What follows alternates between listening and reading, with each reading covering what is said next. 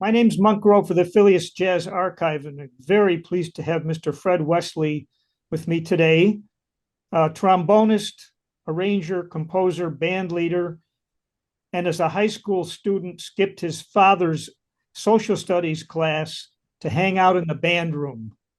I couldn't leave. I tried to make my father's social studies class. I couldn't leave. I was in the middle of blues changes, and I just couldn't leave. I couldn't leave for nothing. One of my favorite subjects. Was there a point where you were learning not only the trombone and the baritone, but you started to get this thing like, okay, there's this blues form. What is this? Did someone show you it, or did it sort of just enter your consciousness because of the playing? I learned how to improvise blues before I learned how to play the trombone. I was just playing stuff that was in my head. And then I found out when I got in my father's band, I had to read music and I had to learn how to play the trombone. So I learned what I had to learn after I learned how to improvise. Did spending time at the piano help um, with the improvising? Because I know you read in your book that you had the typical sort of classical lessons, but Yeah. actually have a quote here. You wrote, I just didn't want to be this Glenn Howard guy who played the hell out of Rachmaninoff. I wanted to play the shit out of the trombone solo, and things ain't what they used to be. Yeah, yeah. Well, Gwen Howard was a girl, and I didn't want to play. I didn't want to play that like nice little dainty music like girls play. I wanted to play, yeah, like they think what it used to be. So I that was in my head. I could play the boogie woogie on the piano, and with my left hand and my right hand, I play the chord. I didn't know what I was doing, but I was hearing it in my head. So that's what I learned before I learned music. I knew how to play, how to improvise, and how to make up music before I knew how to play, how to write it down, and what it was about to write it down. In fact, I didn't learn that stuff until I got with James Brown. Well, you set up one of my questions that I've really been curious about, so we can jump there. I used to be, I've been in a lot of bands, and as a horn player, for some reason, I got the job of writing out the horn parts that we were hearing on records. And Yeah. it was a laborious process, especially with those funk rhythms and all the 16th rests. When you talked about not doing that until you were with James Brown, was it tedious for you to write those parts out, or didn't you even write them out? It was very tedious, and I did write some of them out. Some of them I just gave to the guys. Uh, they would play. What instrument do you play? Saxophone. Saxophone. Well, I gave the saxophone player this part, trombone, the trumpet player their part, but I had to write out the music when I had to use the New York um, studio musicians on the session because and I really didn't know how to do it, and I had to write them out as we rode on the bus. So I didn't have a piano. I didn't have a trombone. I couldn't play the trombone. I had to. It was a tedious process. Like you said, it was a tedious process that I had to do. And I had to find out what note find one note and then find the other notes from that one note that I knew. And it was a very tedious process. But it worked out real good for me because now I know how to do that kind of automatically, without knowing what I'm doing. There's something about that statement that is just so wonderful. Like, you know what you're doing, but you don't know what you're doing. Yeah. I, I guess you mean that from a theoretical standpoint that students learn now in jazz school and so forth. But is it harder to write for two horns or five? Well, naturally, it's harder to write for five horns, because you have to hear all the notes and the chords and the movements of the different instruments, and you have to like alto. I never learned how to write for alto really good, because it was in between the B flat horns and the C horns, and you have to hear that kind of stuff and write it down. It was very tedious, but I didn't mind doing it. It took me all night and all day sometimes. And sometimes I just sleep for days, But I learned by. Did you have a score pad on the bus? Like, Sometimes I did. I eventually got a score pad, but usually I would just write it out. You'd be surprised at what I used to write on. Sometimes I draw staff and write on the staff, But yeah, I finally got score pads. When I found out what a score pad was, I said, "Oh, you can do that. It's already written out." So that was a shortcut for me. After I found out what a score pad was. David Matthews and Emil Charlotte, they helped me a lot. In fact, they kind of taught me how to write things that I didn't know how to write. And I'll ask them, well, how do you write for French horns, and how do you write for strings, or violin, and stuff like that. And they would tell me, and I would go. I got a whole year of education by just asking a question. And these were guys in the band? no, they was New York. Amos Charlotte was a New York contractor. Oh, He used to copy all my music from me, and he'll show me what I did wrong and what I did right. I used to write uh, all the parts out and I think I saw Dave Matthews. He was a fine arranger, and I would write things over and over again. He would draw lines, from one part to another, And I said, "Well, can you do that?" He said, "Yeah, you could do that." And Abel would write it. He would transpose it for you. And so when I learned that shortened my awake time, But that's how I learned by doing. I learned by doing. I can picture that because I was listening to Pass the Peas. You got that line, but about you could just write it once and put eight times. Right. I didn't know how to do that, because I would write, but now Pass the Peas was a James Brown composition. Mhm. I didn't have anything to do with it except playing solo on it, Right. because now James Brown he would totally tell the band what to play, and if anything they didn't understand, I would translate it to them from James Brown, But James Brown said, have the trumpets play this and have the saxophone play this and that, And so we we learned uh, James Brown's music with the James Brown band by doing too. You did say we play this, and they finally understood what I was talking about, and I understood what James was talking about, and so that's how he was successful with uh, "Give Me Some More," "Pass the Peas," and even "Gonna Have a Funky Good Time." That was just Mhm. talking up.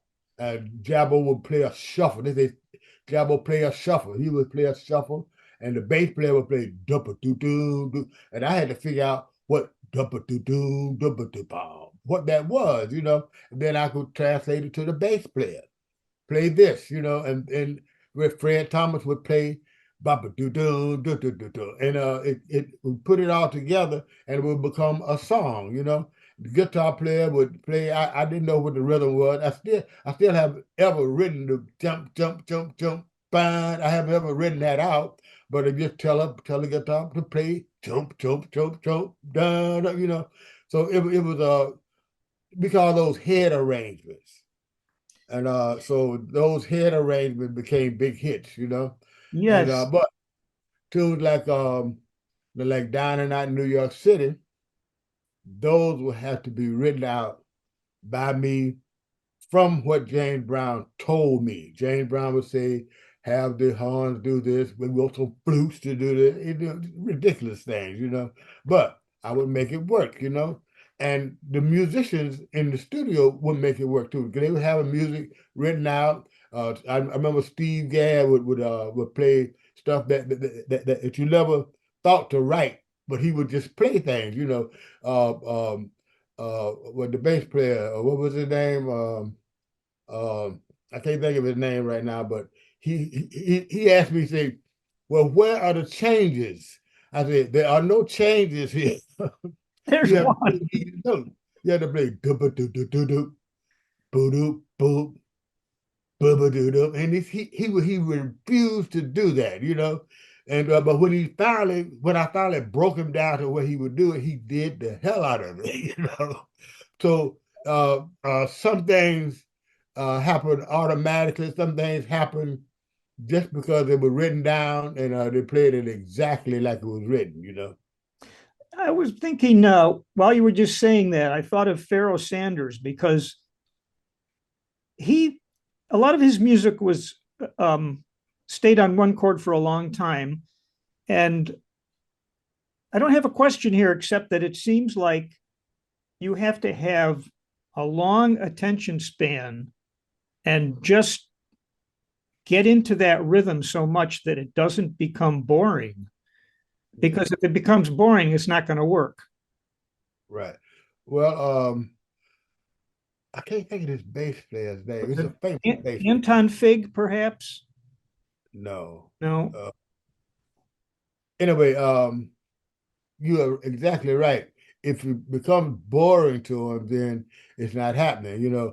But if it fits with the other music and the other musicians, and they lock it in together, and it becomes good to you, what you play becomes a really really good to your soul. You love to do it, so that way you could do it automatically without even thinking about it, and the same notes or the same chords become wonderful chords to you, and you don't get bored. Were the musicians that were on the road in the working band, Mm-hmm. were they somewhat aggravated by not playing on the records? Well, some you know they knew that some certain tunes they wouldn't be able to play. Like down in New York City. I use that as an example because there was a lot of notes in there that they couldn't reach, and a lot of rhythms that they couldn't do. You had to have some skill to do what some things. I could write out things that they could look at it and then see it. But they they understood that it was stuff they couldn't do, and I would have to get the real musicians to do it too. I say real musicians, I mean the studious kind of learned musicians to do it. Yeah. And Yeah. they could do it probably the second time around if the parts had been prepared correctly. Maybe the third time around. Yeah, but Yeah, it right. would happen like that. Yeah. I'm Well, really sorry I can't remember this bass player's name because we had so much. Well, we started out aggravated with each other. And but we ended up being good friends. yeah. I can't think of his name, but We'll think anyway. of it later, after we sign off. We'll probably both think of it. Yeah, Well, you were enamored early on with with bebop.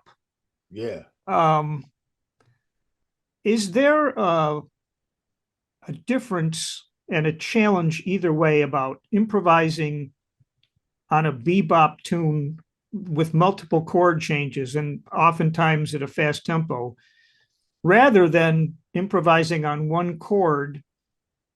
Uh, what's the difference that's going on in your head between those Well, two? on one chord you have to vary uh what you play. You have to make it sound like it's a lot of chords.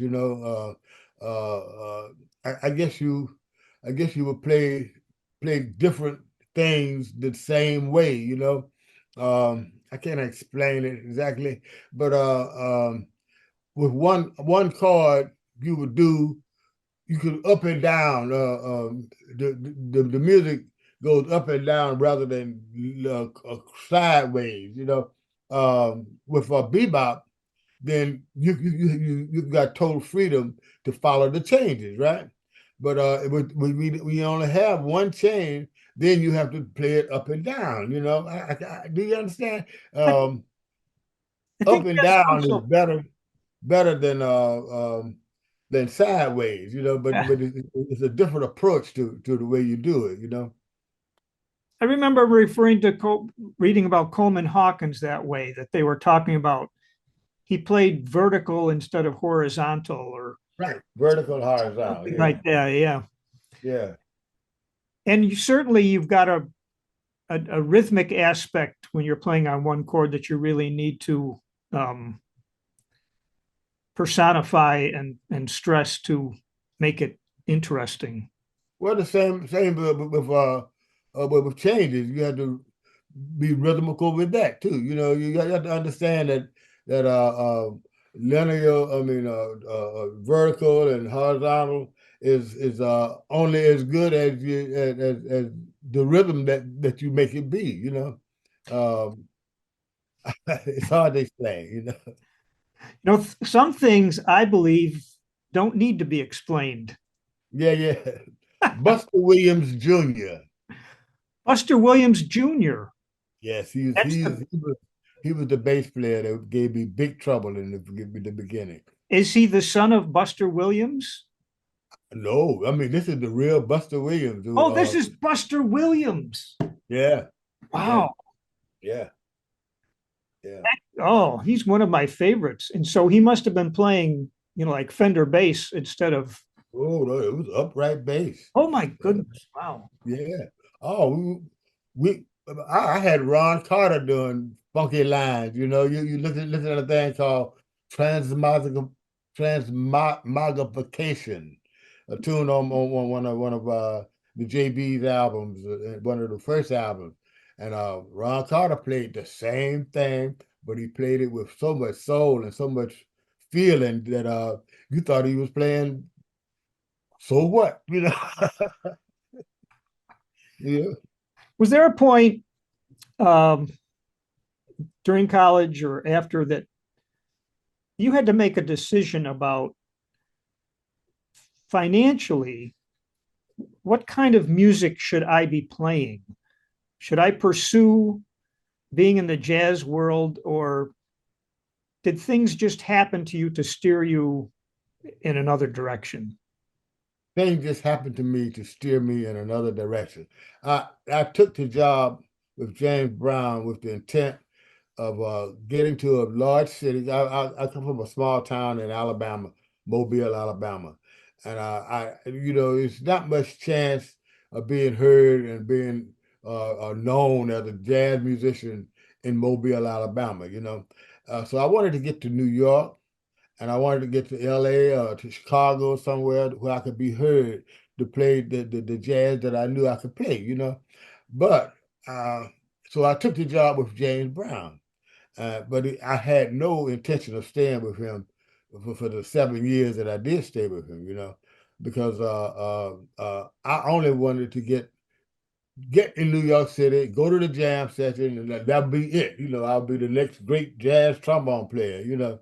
But it didn't happen like that, because when I got in James Brown band, I found out that I liked it, you know, and it was fun, and it was good for my body and good for my soul too, because he was doing some interesting things. James Brown had a tight show, and that show was above what the music was dictating. He was doing Cold Sweat. Cold Sweat, when I first heard Cold Sweat, I didn't like it at all, because it was wrong. It was wrong musically. But Pee Wee Ellis had uh, uh, made it so it'd be an interesting song. And so I liked it, even though it was one change and a few changes. But so that's why I stayed with James Brown. But then when I got to be the band leader, I was really going to take over. But as you know, James Brown did not like it when people were trying to take over his band, so he fired me, you know. But and I had to go to California. I said, okay, this will be my chance. I went to California, moved my family to California to pursue my jazz playing in on the West Coast. But I found out they had people like George Bohannon and Frank Fontana and uh, um, uh, already out there. Garnett Brown was already out there, you know. So it wasn't much call for another jazz trombone player, even though I was considerably better than they are. So, but from what I thought, you know. So I played with another funk band, and we didn't do real good. We kind of starved to death. But I got my job back with James Brown, and that's when I decided to make the most out of that job. And so that's why I became Fred Wesley in the JBs, and that's why we have those hits with Pastor P's and Doing It to Death and all that stuff, you know. And you're still touring. Good for you, man. I think it keeps you young, I believe. Well, somewhat mentally young, but your body gets to be gets to be old, you know, before you know it. You know, I feel old today, you know, because I got a cough, and I'm 81 now, you know, so things go wrong, you know, but it's still a good feeling when you get out there and play your horn, you know, you feel that. But the traveling part gets to be very difficult now, you know. So I'm having to slow down, but I still love the music, still love to play. I was thinking about that. If you did the math about how many hours you spend getting to a gig, getting home from a gig, getting from one to another, and then you balance it with what the time you're actually on stage having a great time. Yeah. We often talk about that all the time, you know, say the real job, what we really get paid for is the travel. But what you do for free is the gig, you know, because that's always fun. When it's over with, back to the traveling. You're going to go back to the hotel and pack your stuff and get ready to go. That's the job again, you know. So it's two aspects of it, and one aspect is harder than the other, but you love the other so much that you do it for free, you know. When you were writing the horn parts for the groups that you were in, did you keep in mind who the players were? I Oh mean, yeah, remember thinking about like Ellington used to write not for a tenor sax, he'd write for Ben Webster. And yeah. Yeah, like if I had to write something for the horns, I knew what Maceo could do. I knew what Russell Crimes could do, and I knew what Ike Oakley could do. I knew what each player could do, so I wouldn't write over their heads. I wouldn't write under their heads either. I let Maceo take the lead on some things, you know, over the trumpets, you know, because he was a far better musician than Russell Crime said he was a good musician, but he couldn't play same notes, you know. So yeah, I did. I did write for the musician, you know. Yeah. in any of the videos I've seen of James Brown and your group, in fact, one I just looked at from 2023, I rarely see a music stand on stage, which Well, which means people are memorizing their music. Is that correct? that is correct. Yeah.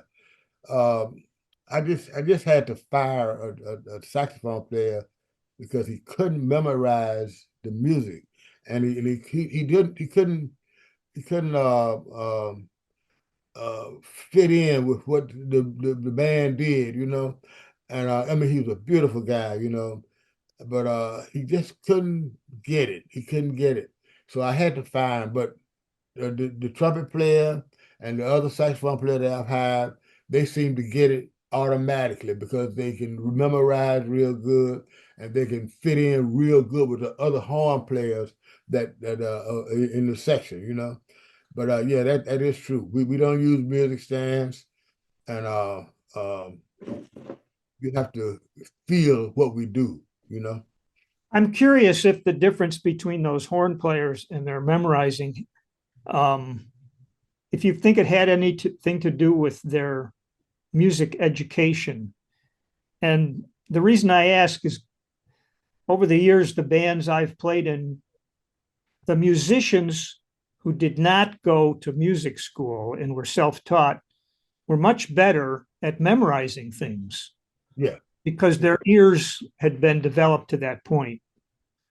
Uh, you can really you can tell by my playing, you know. I can memorize stuff better than I can read music, you know.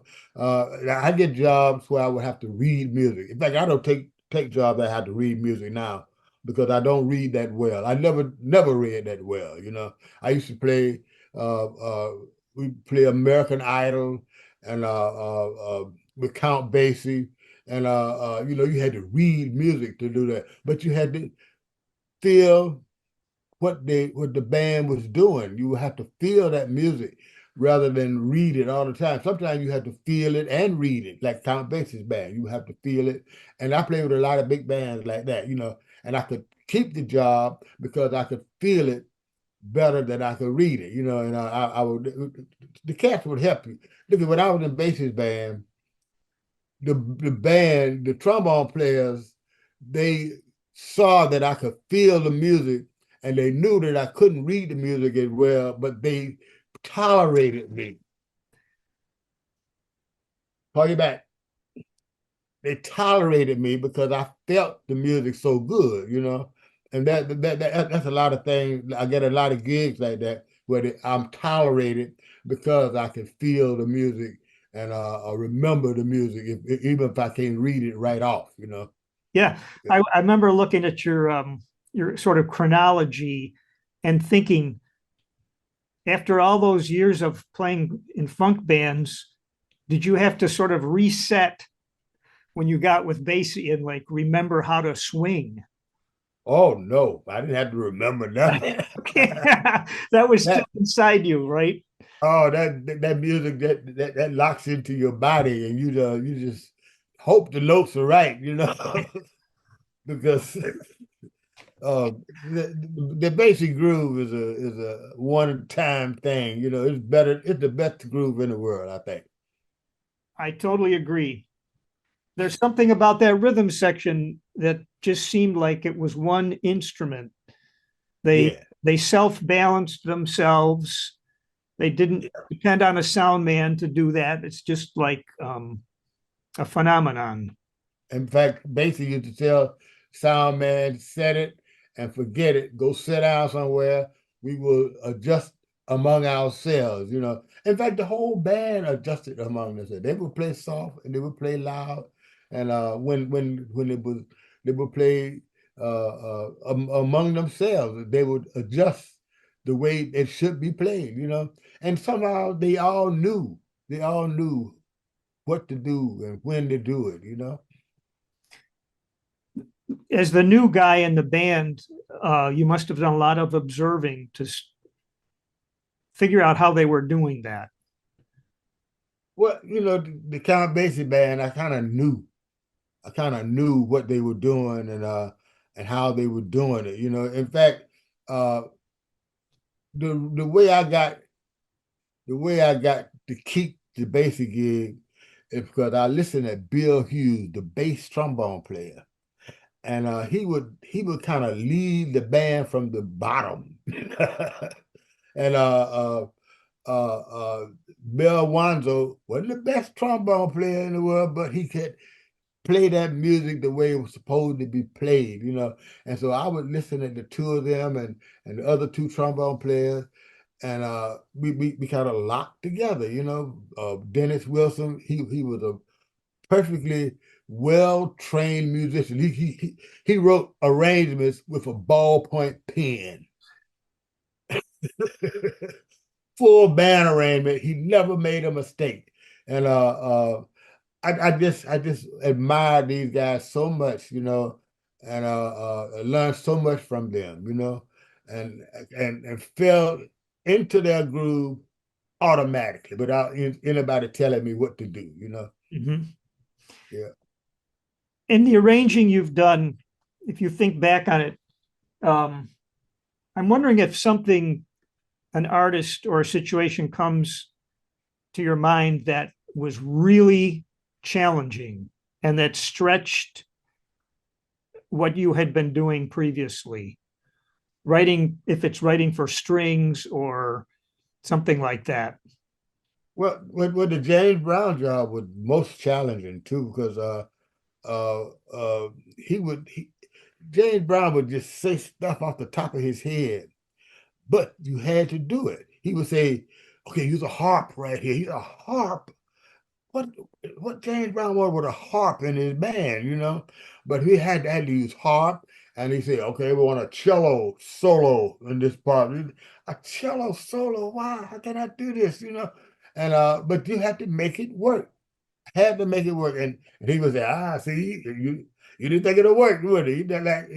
He would laugh because he had challenged me, And he would say he would tell me to do tunes like "Don't Fence Me In." I said, now why James Brown want to do a tune like "Don't Fence Me In," But the challenge, I came up to the challenge. I wrote an arrangement for it, and Warren Bernhardt, he played the clavinet part on it, and it was absolutely beautiful. And things like that. James Brown was the most challenging musician that I ever worked for, because he would say things that was totally ridiculous, but you have to make it come out right. Wow. That is a challenge because people who don't know about the limitations of instruments or in scoring and all that stuff, they get these marvelous ideas in their head. Like George Martin with the Beatles. Yeah. He would translate some of those ideas they had and make them reality. Oh yeah. So Yeah. you're the George Martin of the Of James Brown, funk. or vice versa. He was he was the Fred Wesley for the Beatles. Yeah, yeah, yeah, I, yeah. I prepared a little prop here. This is a list, a discography of Fred Wesley. Oh my goodness. You see this from the internet. So, Oh my goodness. oh yeah, Good grief. it's about I'm eight getting pages. tired I'm getting tired just looking at that. You wonder how you fit it all in. Um, Yeah. Send me that. Send me that. that's something. I'll try to scan it, Yeah, yeah. or maybe I'll. You know what I'll do? I'll take a long bus ride and I'll write it out by hand like you used to do. I could Yeah. just, I've done that kind of thing. I don't know if I've done it on a bus, but I could just picture you like writing a rhythm and you hit a bump. Yeah. Imagine me doing it with a ballpoint pen like Dennis Wilson did. But Yeah.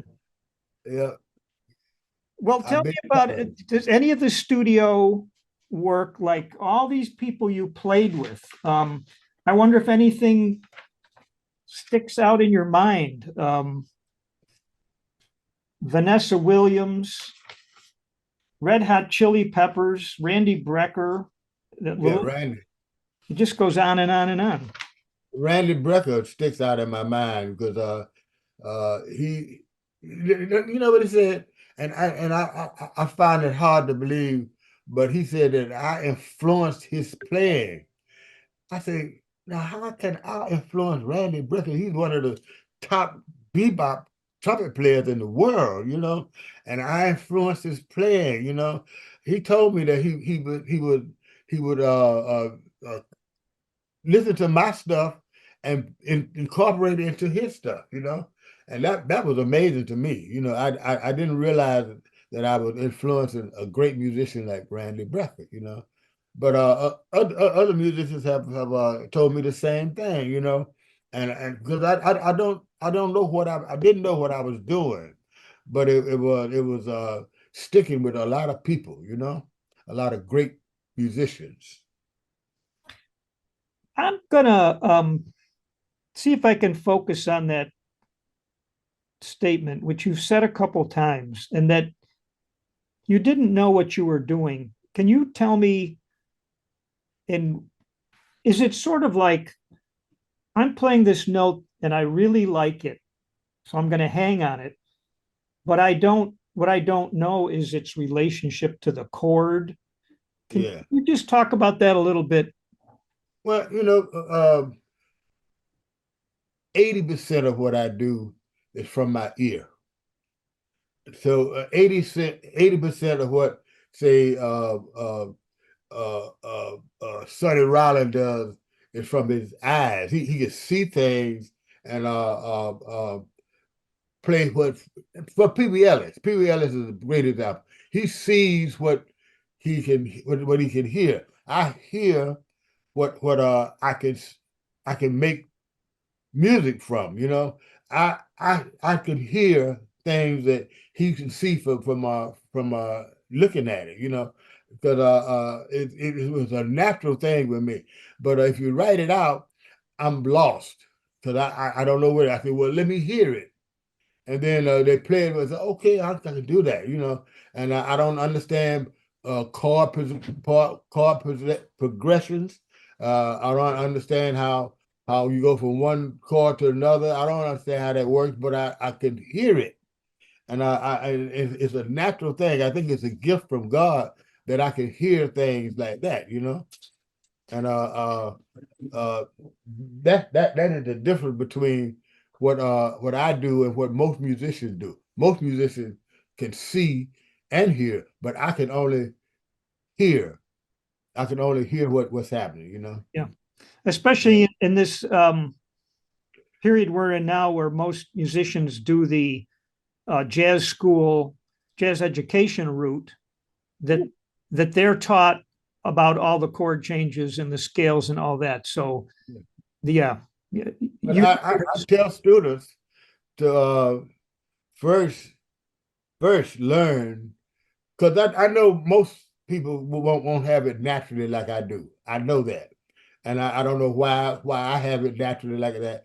But I tell them learn your scales, learn your chords, and learn your instrument up and down and sideways. Learn all of that, and you can develop your psychic to be a good musician.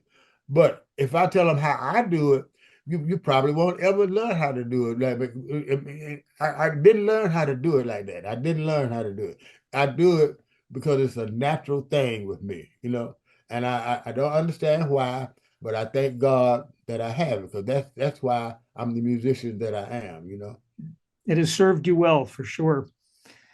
I want to just backtrack a little bit before we go, and I love those images you talked about in your book of the the small big band that would set up in your living room, and Oh, you would be like setting up the chairs and the stands and all that.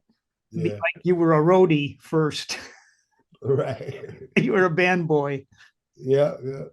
And all those musicians, the ones that are still alive, are still my best friends. All of them, all of them. I loved all of them, and their children uh, talk about me. Most of them are gone. But the kids, like for instance, Joe Morris's son has a band. He plays the drums. He just hired me to be at his music festival in Pensacola, Florida, on December the 1st. He hired me to do, and he said that he thanks me and other people, other musicians that were his father's friends, for his ability to play music. But I told him that he is our legacy. He is my legacy. He is the one that will carry on what we have started. Oh. Because all of them, were great friends of mine. Yeah. There's a term you used a couple times. You were talking about the first time you heard J.J. Johnson, and Oh, then in a live situation with Ed Pratt's band, and you were listening to these players, and you said, "I was wrecked." And I was thinking, well, some people, the reaction they would have had would be to give up, to say, Yeah, no way am I going to ever to do that. So I'll find something else to do. But yeah. you chose not to give up. And I didn't give up, and I haven't given up yet. JJ, I heard JJ play a tune, one of his tunes called Overdrive. I still can't play it. But the way he played it so fluently and so fluidly, he was the way he approached those changes. I still cannot do it the way he did it, and I have tried to record that tune, and it's not anything the way JJ does it. So and I can't figure if he got it naturally or maybe he learned how to play like that. But I think he had the natural ability because the way JJ plays the trombone, the way I play the trombone is very similar. Like he don't play with the double tongue, the uh, uh, uh, double tongue like most trombone players can do, real good. I can't do that either, but he has a fast tongue and a fast single tongue and a fast slide. I just found out last week that a lot of positions, a lot of tunes a lot of positions I play in first position, they can play in fourth position. I never thought about that. So, oh yeah, that's true. But there's things you can learn late in life that you should have learned in the first place. Like I say, I could play I could play before I knew what I was doing. Yeah. Right. Let me run a couple names by you and see if you have any thoughts about them. My favorite, Cannonball and Nat Adderley. Oh, Cannonball, one of my favorites. He's one of my favorites. He's like the one what this guy just started, picked the horn up and just blew. Yeah. And that, Cannonball kind of overshadowed Nat a little bit, but Nat could play too. They were both great musicians. Yeah. Yeah. Yeah. You could almost tell what kind of person Cannonball was from the way he played. Yeah. Yeah. Uh, uh, Freewheeling. I met him one time, and he loved barbecue, and it seemed like as long as he can get something to eat, he's all right with the playing the horn. Yeah, I met him once, and he was a great guy to know. He How about great guy. how about Al Gray? Now, I didn't know Al Gray real good, Mhm. but he kind of played like JJ and me. Kind of had uh uh uh skill to play a a a a, a, a, a laughable kind of a trombone. He would play it like wah wah wah with the wah wah. I never learned how to do that either. But he played the horn in a humorous kind of a way. Good word. Yeah, yeah. What about Sun Ra? I didn't know too much about Sunrise. The reason But my drummer played with him, and Mhm. we talk about him often. And he was an attention mongrel. he he he wanted attention, so he created this from the sky. Like much like George Clinton. I think George Clinton learned a lot from him. It's funny you say that because the reason I brought it up, I was looking at some Parliament Funkadelic video this morning, and it Yeah, made me think of Sun Ra. Like these guys had the same kind of outrageous look at me type approach. yeah.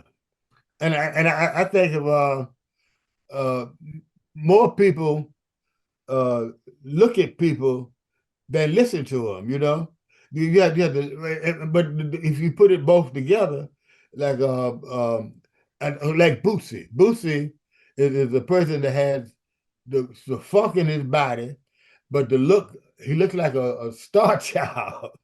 Like you see him before you hear him, but then you might hear him before you see him. But if you put the two together, you got a monster entertainer, you know. So that's the way George Clinton is too, you know. Mhm. Yeah.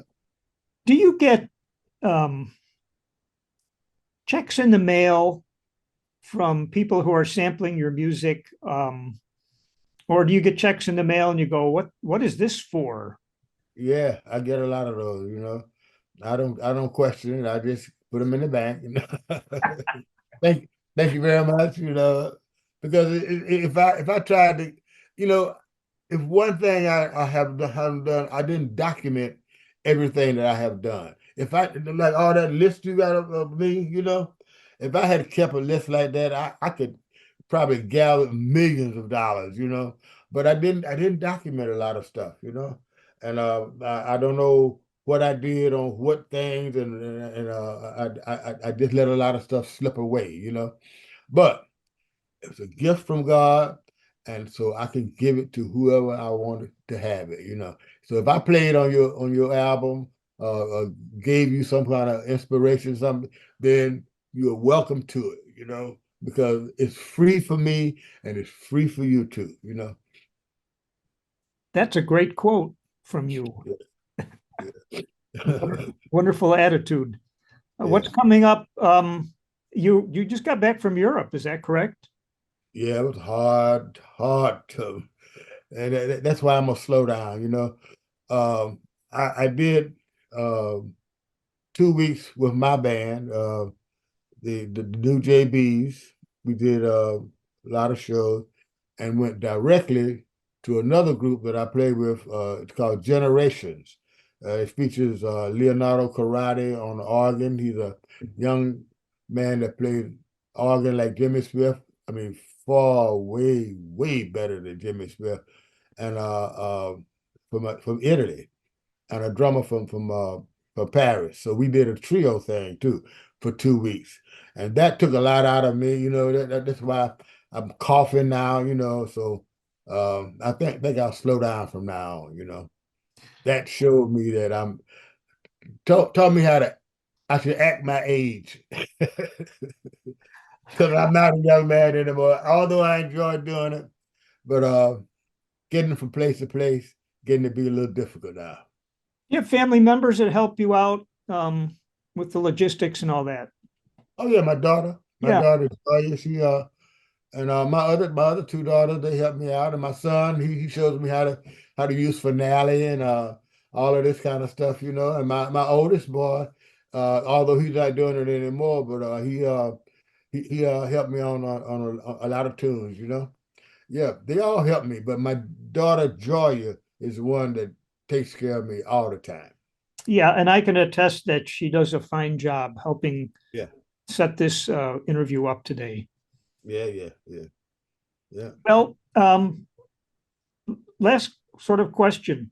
You seem like a man of faith, and over the years, has the profession of music challenged your faith, sort of like disconnect between the two, maybe even going back to when you were a kid? I don't know. I have faith in what I believe in. You know, I don't understand. I don't understand a lot of things, and so I don't join any religions or anything like that because I don't understand it, and what I do understand is most religions don't make sense to me. You know, so all I know is what I call God and what God has done for me. You know, and that is the faith that I have is that I got it from God. I know it from God, or whatever you want to call God, whatever it is, gave me this talent, this ability to do like I do, you know. And maybe someday I'll figure it out, but I haven't figured it out yet. And until then, I just believe that I should be a good person and not treat anybody bad, and not boast about anything that I'm done, because I know it's not me. It's a natural ability that I have that is from God, what I call God, you know. Thank you for sharing that. That was actually the second last question. I wonder if you can tell me about that, what looks like a gold record behind you. Oh, that's just one of them. The Yeah, rest, see, I'm in Montgomery, Alabama, where my wife died in South Carolina. I lived in South Carolina for 30 years. And my wife died, and I came to Montgomery to visit my sister, who lives here in Montgomery. And I ran into my first girlfriend who lives here, and she invited me to live with her. So reluctantly, I moved little stuff about, and now everything I own is in this place. And so that's just one gold record that was from the SOS band that I did the arranging for. Yeah, take your time, do it right. That's the name of the tune. all right. Yeah, Well, this has been a fascinating chat, and I really appreciate the time and the your memories. yeah. Well, I appreciate you for asking me all of these questions. And I see you got Joe Williams on your wall there. That's right. Now, did you get to play behind him with the Basie Oh band? yeah, Yeah, exactly. When I was with the basic band, I joined. I was with them for a year.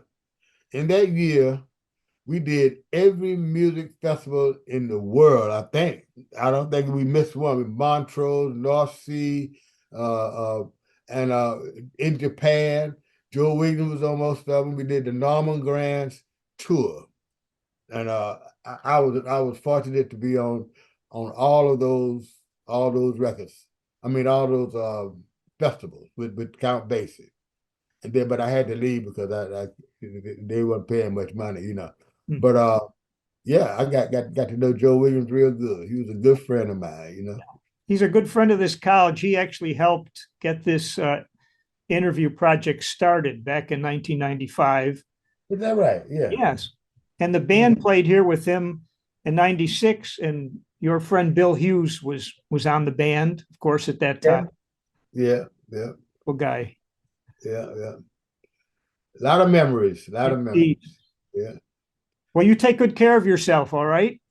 All right. You take care of yourself too. Okay. All right. Over Thank you and very out. much. Thank All you. right. Bye-bye.